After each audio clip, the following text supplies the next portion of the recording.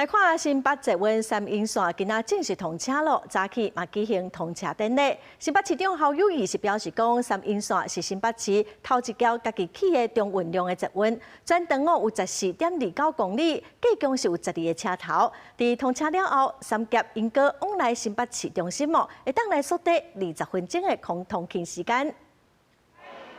新北市民等待真久的捷運三鶯線總算通車，三鶯地區通勤族未來上班上課會加速方便。各民眾特別做手提板慶祝三鶯線的第一抓。未來我們要從這邊到台北車站，不管是要搭台鐵也好、高鐵也好，從這邊去直接轉板南線，直通台北車站，它可以快了，它可以省了20分鐘的時間。像我們鶯歌這麼漂亮的美術館啊、桃城老街啊，各個特色都歡迎大家一起來玩。請啟動。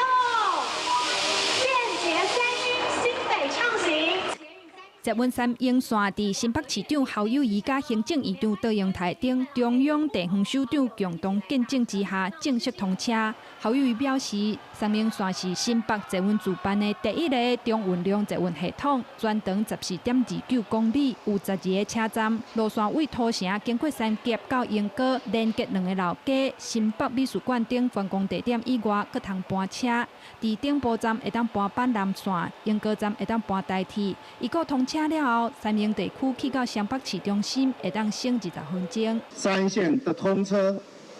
絕對會帶給三峽鶯歌，不管是產業、觀光、休閒，以及讓我們在通車的效率，在雙北可以省了20分鐘。在地方的努力跟中央的合作底下，我們看到一條又一條的路線已經成為全國路網最大、最長，而且也應該是可以將來最密的地方。侯友宜強調，捷運三鶯線30下晡開始試營運到8月31日，開放民眾2月日免費坐車，透過實際載客進行壓力測試，收集民眾坐車的感受，針對回饋意見進行改善。記者綜合報道。